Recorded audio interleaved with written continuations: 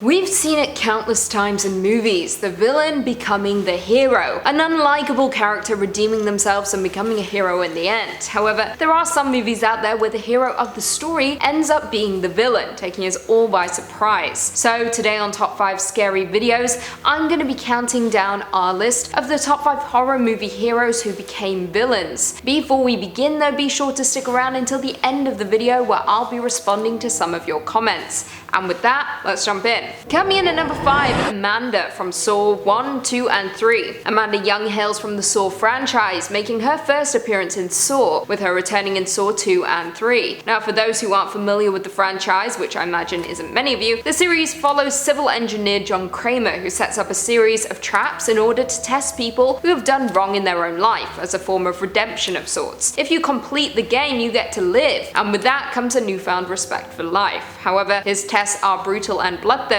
with very few people making it out alive. However, one of the people who did was Amanda Young. She was shown during a series of flashbacks in the first movie, with her being placed in a game that saw her trapped in a reverse bear trap. This is essentially a trap that would rip her mouth open if she didn't manage to free herself in time. In order to free herself, she had to cut the key out the stomach of her dead cellmate. She does it and she escapes. We're happy for her, however she pops up again in Saw 2 when a group of people are kidnapped and put inside of a trap. She is one of them. Over the course of the movie though, we learn that she has been planted there, and she is in fact working for Jigsaw, the killer, with her proceeding to pop up again in Saw 3, with her character iconically donning the pig costume. She goes from hero to villain in front of our eyes, and it's a damn shame to say the least. In at number 4 we have Mort from Secret Window. This is a movie I've never discussed on Top 5 Scary Videos, which is funny because I truly did enjoy it, but despite that it didn't receive the best reviews for obvious reasons. You'll see why soon. Released in 2004 and directed by David Koepp, Secret Window is based on the novella Secret Window, Secret Garden by Stephen King. This psychological horror follows a writer played by Johnny Depp, who moves to a lakeside cabin to find solitude. However, a stalker begins harassing him and blaming him for plagiarizing some of his work, refusing to leave him alone. Johnny Depp is put through hell and back with the unrelenting torment and the discovery that his stalker has a version of his unreleased book that he is claiming Johnny Depp plagiarized. The movie is maddening, with you not quite knowing what is going on or who to believe. All you do want though is for Johnny Depp to escape and never look back. However, sadly we don't get that. Spoilers ahead for those who haven't seen the movie. It turns out the stalker isn't real, but it's actually a personality of Johnny Depp's who suffers from dissociative identity disorder. In the end, the stalker personality takes over, with him ultimately murdering his loved ones and becoming truly evil. He goes from hero to villain before our eyes, and there is nothing anyone can do to stop it. It's actually kinda sad. The movie itself though isn't the greatest, with it receiving a score of 46% with the general consensus reading. Depp is quirkily entertaining, but the movie runs out of steam by the end, and that it does. Not the worst twist, but the execution leaves a lot to be desired. In at 3 we have Norman Bates from Psycho. I mean, there is really no doubt about it. Even to the bitter end we sympathize with Norman Bates. It's not his fault he is the way it is, it's his mother's. Released in 1960 and directed by Hitchcock, Psycho follows Marion Crane, who seeks refuge at the Bates Motel during a storm. The motel is of course run by Norman Bates and his mother, who was said to reside in the home atop the hill. Marion has no reason to not trust the seemingly sweet motel owner and takes a shower in her room, only to be brutally killed by what appears to be an old woman. However, we later learn that this was Norman Bates dressed up as his mother, and that his mother had been dead the entire time, with her decaying body sitting in the basement. Norman suffers from severe psychological issues, talks to his mother and believes that she is still there. We can't help but sympathize with him, with his mother leaving deep-rooted psychological issues inside of his head. Not to mention, if you have watched the show Bates Motel, you begin to root for him even more. You want to steer him away from the path of dark and towards the good. However, his mother has other plans. Norman Bates is a character you can't help but feel sorry for. However, despite that, he's done absolutely terrible things, with him becoming a true villain by the end of Psycho, and there is no redemption for him. In at 2 we have Haley from Hard Candy. This movie still makes me feel very weird and uncomfortable, and a little sick. It's not necessarily an enjoyable movie, and definitely not one that people return to, but it is genuinely good and plays with our heads. Released in 2005 and directed by David Slade, the movie follows a 14-year-old girl played by Ellen Page, who traps and tortures a man she believes to be a sexual predator. Now, the movie initially appears to be an abduction flick, with the predator knowingly meeting with the young girl for coffee before taking her back to his place to have drinks. However, things are completely turned on its head when we realize Ellen Page's character has been hunting down Patrick Wilson, the suspected predator, and she plans on torturing him as punishment for his crime. times. However, the deeper we go into the movie, the more we begin to question,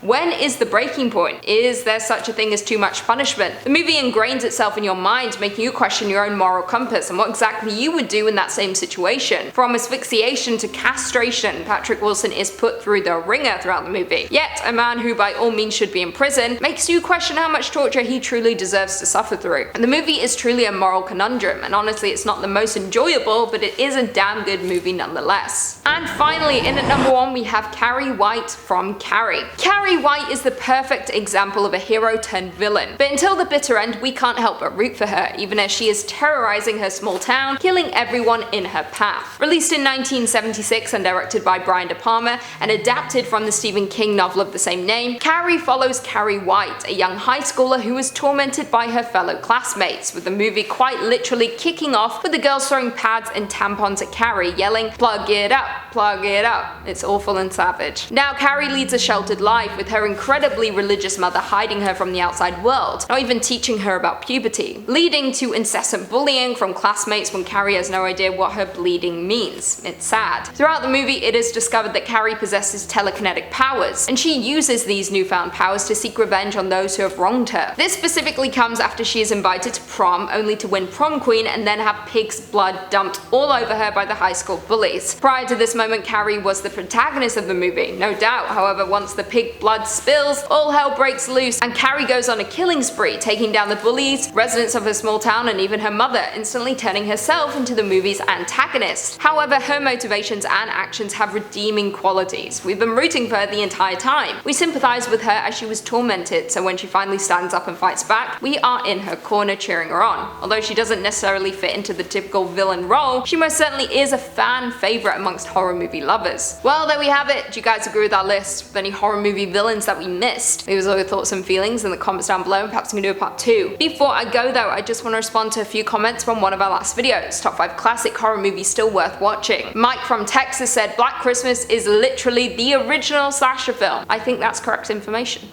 No, the original slasher is. So, no. I guess you're right. For slasher, yeah. I'd say Psycho is, no, Psycho's not a slasher. Depends. But yeah, I think you're right. Black Christmas is the OG slasher film. It's the best. I watch it every Christmas. It makes me feel warm and fuzzy inside as we're all getting killed around the Christmas tree. Bad News BH said, any film with Vincent Price in it is worth watching. Same with George C. Scott. I completely agree. Great picks for both. I love The Changeling. You can't go wrong with The Changeling. It's the best. Bingo Bango said, I can see this having lots of parts. There are so many movies in the previous century worth watching. I completely agree. But making that first list was so difficult. I've got so many movies to add, so keep them coming. Charles Harp said, one day Lucy will be called a classic that we all must rewatch. Maybe. I doubt that, but if you want to call me a classic and then rewatch these videos, by all means. But I don't see that happening. Brian said, if you do a part 2, you need to consider Invasion of the Body Snatchers. Great pick. Again, making part 1 was very hard because there's so many good movies, but I'll write it down. Mark G. Heckle said, Lucy, you can make at least 6 or 7 more videos on this subject. I know you've all let me know. I will. If you watch, I will. And on that note, if you haven't already, be sure to give this video a big thumbs up, subscribe, and turn on notifications so you never miss another scary bit. And until next time, see you later.